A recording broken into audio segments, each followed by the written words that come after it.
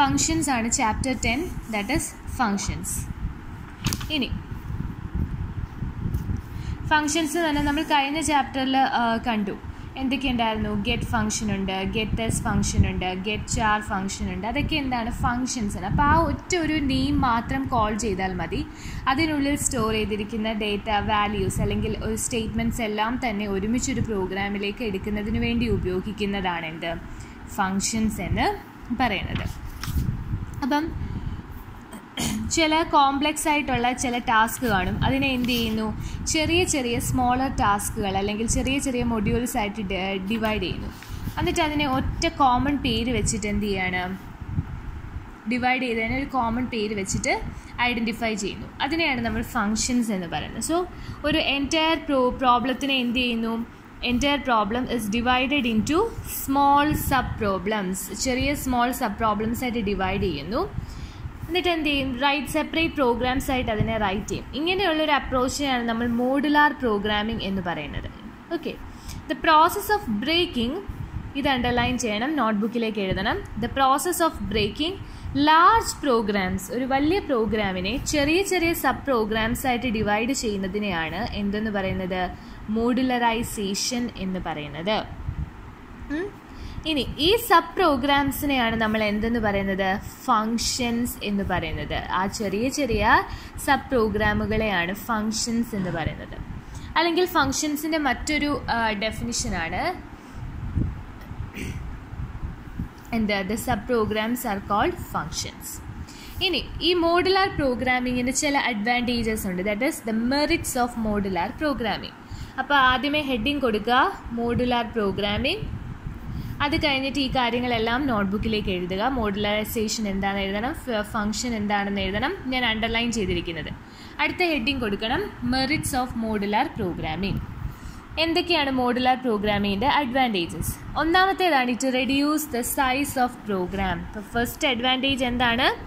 Reduce the size of the program. പ്രോഗ്രാമിൻ്റെ size reduce ചെയ്യുന്നു. ചില പ്രോഗ്രാമിലൊക്കെ ആണെങ്കിൽ ചില ഇൻസ്ട്രക്ഷൻസ് റിപ്പീറ്റ് ചെയ്യാം അല്ലേ? അങ്ങനെയുള്ള ഇൻസ്ട്രക്ഷൻസിനെയൊക്കെ അവോയ്ഡ് ചെയ്ത് അതിനെ ഒറ്റ ഒരു ഇൻസ്ട്രക്ഷനാക്കി മാറ്റുന്നത് മൂലം എന്ത് ചെയ്യുന്നു? പ്രോഗ്രാമിൻ്റെ സൈസിനെ നമുക്ക് റെഡ്യൂസ് ചെയ്യാനായിട്ട് സാധിക്കും. അപ്പോൾ നമ്മൾ അതിനെ ഒരു ചെറിയ ഫംഗ്ഷനുള്ളിൽ തന്നെ എന്ത് ചെയ്യുന്നു? നെയിം ചെയ്ത് വെക്കുകയാണ്. അപ്പോൾ ആ ഫംഗ്ഷൻ്റെ നെയിം മാത്രം കോൾ ചെയ്താൽ നമ്മുടെ പ്രോഗ്രാമിൽ അത് ഈസി ആയിട്ട് വർക്ക് ചെയ്യും. അപ്പോൾ പ്രോഗ്രാമിൻ്റെ സൈസ് കുറയുന്നു. അതോടൊപ്പം തന്നെ എളുപ്പത്തിൽ പ്രോഗ്രാമിലേക്ക് ഒരു ഫംഗ്ഷൻ ഉപയോഗിച്ച് ചെയ്താൽ ആ പ്രോഗ്രാം എന്ത് ചെയ്യാം? ഈസി ആയിട്ട് എക്സിക്യൂട്ട് ചെയ്യാനായിട്ടും സാധിക്കുന്നു. ഓക്കെ, അതാണ് first advantage. So reduce the size of the program.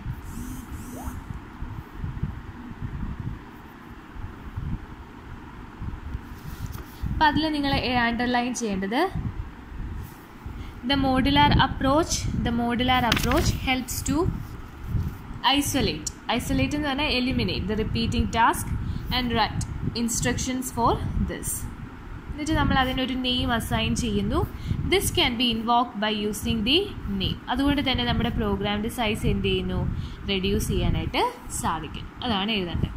ഇനി രണ്ടാമത്തെ അഡ്വാൻറ്റേജ് ആണ് less chances of error occur ചെയ്യാനുള്ള ചാൻസ് എന്ന് പറയുന്നത് വളരെ കുറവാണെന്ന്.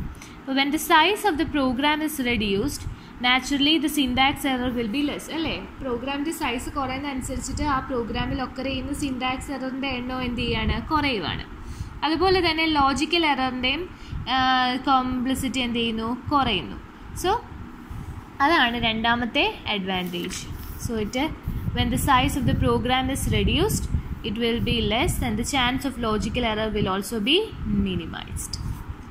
ഇനി അടുത്തതാണ് എന്ത്? reduces programming complexity reduce ചെയ്യുന്നു എന്ന്.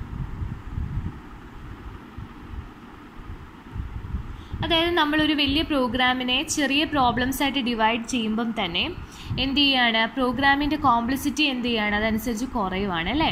ഒരു വലിയ പ്രോഗ്രാം, ഇപ്പം നിങ്ങൾക്കൊരു വലിയ ടാസ്ക് അസൈൻ ചെയ്തു എന്ന് വിചാരിക്കുക. ആ വലിയ ടാസ്ക് ഒരാൾക്ക് തന്നെ ചെയ്യാനായിട്ട് സാധിക്കില്ല. അപ്പോൾ വലിയൊരു കോംപ്ലക്സ് പ്രോഗ്രാം ഒരു കാര്യമാണ് അയാളെ ഏൽപ്പിച്ചിരിക്കുന്നത്. അപ്പം അത് കുറയ്ക്കാൻ വേണ്ടിയിട്ട് എന്ത് ചെയ്യുന്നു, അതിനെ ചെറിയ ചെറിയ പ്രോഗ്രാംസ് ആയിട്ട് മാറ്റിയിട്ട് ബാക്കിയുള്ളവർക്ക്, അല്ലെങ്കിൽ ചെറിയ ചെറിയ ടാസ്കുകളാക്കി മാറ്റിയിട്ട് മറ്റുള്ളവരിലേക്കും കൂടെ ഷെയർ ചെയ്യുമ്പോൾ എന്ത് ചെയ്യാനായിട്ട് സാധിക്കും, ആ കോംപ്ലക്സിറ്റി റെഡ്യൂസ് ചെയ്യാനായിട്ട് സാധിക്കും. അതാണ് പറഞ്ഞിരിക്കുന്നത്, it reduces the programming complexity. അപ്പം മോഡുലറൈസേഷൻ എന്ത് ചെയ്യുന്നു, reduces the programming complexity by bringing down to specified simple tasks, reducing the program size and making the debugging process easy. Last advantage ആണ് എന്തെന്ന് പറയുന്നത്, ഇറ്റ് ഇംപ്രൂവ്സ് റീയൂസബിലിറ്റി. അതായത് ഒരു ചെറിയൊരു ടാസ്കിന് ഒരു പേര് വെച്ച് സേവ് ചെയ്തിട്ടുണ്ടെങ്കിൽ ആ സെയിം പേര് തന്നെ നമുക്ക് പലയിടത്ത് എന്ത് ചെയ്യാനായിട്ട് പറ്റും, ഉപയോഗിക്കാനായിട്ട് സാധിക്കും. അതുകൊണ്ടാണ് ഇറ്റ് ഇംപ്രൂവ്സ് റീയൂസബിലിറ്റി എന്ന് പറയുന്നത്. So a function written once may be used later in many other programs. This reduces the time. അതുകൊണ്ട് തന്നെ എന്ത് ചെയ്യുന്നു, ഒരു പ്രോഗ്രാം ഡെവലപ്പ് ചെയ്യുന്നതിനുള്ള സമയത്തെ കുറയ്ക്കാനായിട്ട് സാധിക്കുന്നു. അപ്പോൾ ഇത് നിങ്ങൾ എഴുതുക. ഇനി ഇതിൻ്റെ ഡീമെറിറ്റ്, ചില മെറിറ്റ്സ് ഉണ്ടെന്ന് പറഞ്ഞു അല്ലേ, പക്ഷേ അതിനെ പ്രോപ്പറായിട്ട് ഡിവൈഡ് ചെയ്തെടുക്കുക എന്ന് പറയുന്നത് എന്താണ്, ഒരു ചാലഞ്ചിങ് ആയിട്ടുള്ള ടാസ്ക് ആണ്.